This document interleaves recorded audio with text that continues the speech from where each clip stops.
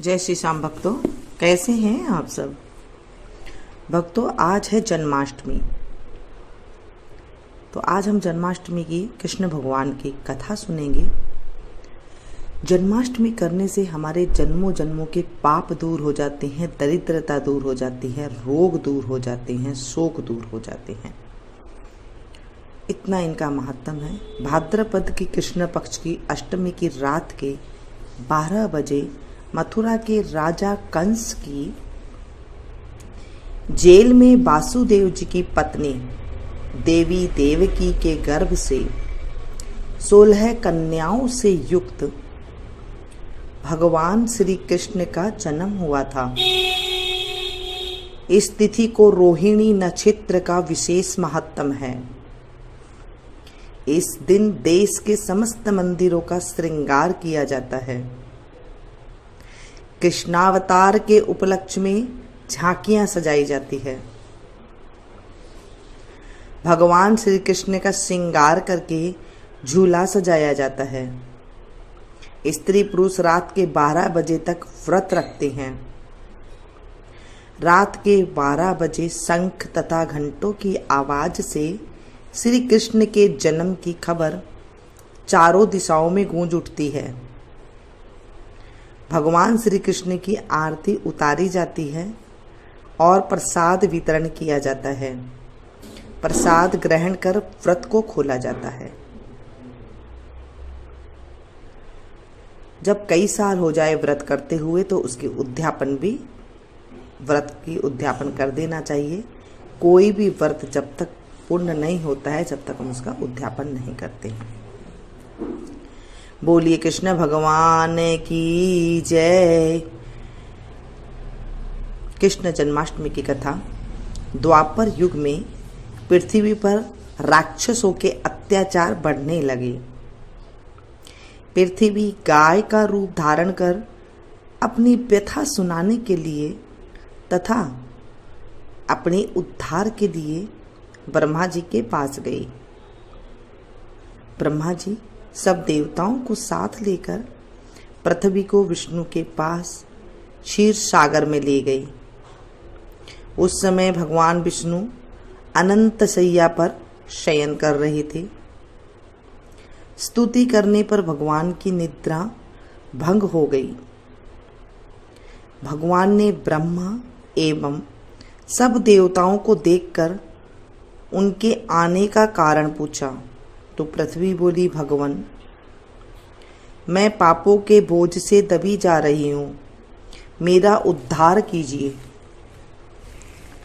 यह सुनकर विष्णु बोले, मैं वज्रमंडल में वासुदेव की पत्नी देवकी के गर्भ से जन्म लूंगा।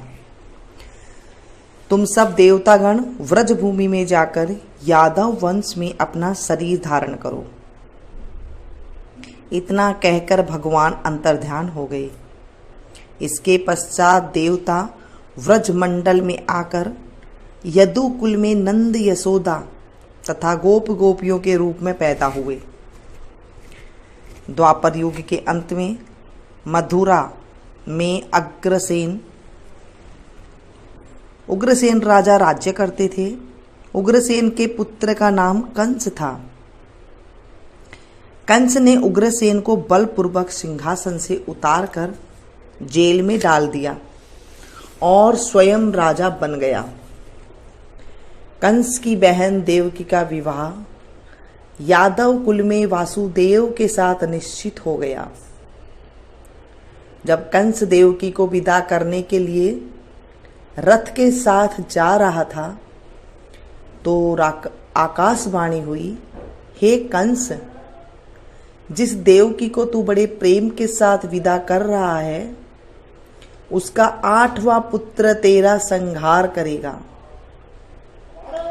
आकाशवाणी की बात सुनकर कंस क्रोध से भरकर देवकी को मारने को तैयार हो गया। उसने सोचा न देवकी रहेगी न उसका कोई पुत्र होगा। वसुदेव जी ने कंस को समझाया कि तुम्हें देवकी से तो कोई भय नहीं है, देवकी का 8वीं संतान से तुम्हें भय है। इसलिए मैं इसकी 8वीं संतान को तुम्हें सौंप दूंगा। तुम्हारी समझ में जो आए उसके साथ वैसा ही व्यवहार करना। कंस ने वासुदेव जी की बात स्वीकार कर ली और वासुदेव और देवकी को कारागार में बंद कर दिया। तत्काल नारद जी वहां आ पहुंचे और कंस से बोले कि यह कैसे पता चलेगा कि 8वां गर्भ कौन सा है? गिनती प्रथम से या अंतिम गर्भ से शुरू होगी?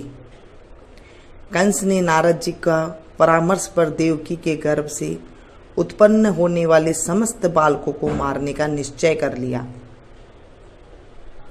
इस प्रकार एक एक करके कंस ने देवकी के 7 बालकों को निर्दयता पूर्वक मार डाला।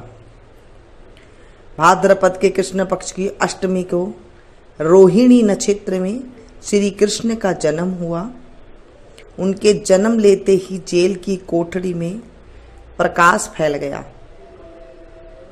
वासुदेव देवकी के सामने शंख चक्र गदा एवं पद्मधारी चतुर्भुज भगवान ने अपना रूप प्रकट कर डाला। अब मैं बालक का रूप धारण करता हूं। तुम मुझे तत्काल गोकुल में नंद के यहां पहुंचा दो और उनको अभी अभी जन्मी कन्या को लाकर कंस को सौंप दो। तत्काल वासुदेव जी के हथकड़ियां खुल गई, दरवाजे अपने आप खुल गए, पहरेदार सो गए। वासुदेव श्री कृष्ण को सूप में रखकर गोकुल चल दिए। रास्ते में यमुना श्री कृष्ण के चरणों को स्पर्श करने के लिए बढ़ने लगी। भगवान ने अपने पैर लटका दिए। चरण छूने के बाद यमुना घट गई। वासुदेव यमुना को पार कर गोकुल में नंद के यहां गए। बालक कृष्ण को यशोदा की बगल में सुलाकर कन्या को लेकर वापस कंस के कारागार में आ गए। जेल के दरवाजे पूर्ववत बंद हो गए। वासुदेव जी के हाथों की हथकड़ियां पड़ गई। पहरेदार जाग गए। कन्या के रोने पर कंस को खबर दी गई। कंस ने कारागार में आकर कन्या को लेकर पत्थर पर पटक कर मारना चाहा, परंतु वह कंस के हाथ से छूटकर आकाश में उड़ गई और देवी का रूप धारण कर बोली, हे कंस, मुझे मारने से क्या लाभ है? तेरा शत्रु तो गोकुल में पहुंच चुका है। यह दृश्य देखकर कंस हतप्रभ और व्याकुल हो गया। कंस ने श्री कृष्ण को मारने के लिए अनेक दैत्य भेजे। श्री कृष्ण ने अपनी अलौकिक माया से सारे दैत्यों को मार डाला। बड़े होने पर कंस को मारकर उग्रसेन को राजगद्दी पर बैठाया। श्री कृष्ण की पुण्य जन्म तिथि को तभी से सारे देश में बड़े हर्षोल्लास से मनाया जाता है। बोलिए कृष्ण भगवान की जय, कन्हैया लाल की जय। ये कहानी सुनते हैं और उसके बाद भगवान को कुछ फल वगैरह अर्पण करते हैं। रात के टाइम पे 12 बजे भगवान चंद्र को अर्घ दे करके फिर खाना खाते हैं।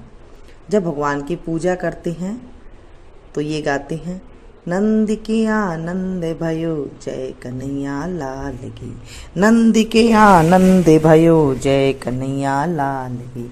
हाथी दिने घोड़ा दिने और दिने पाल की, हाथी दिने घोड़ा दिने और दिने पाल की।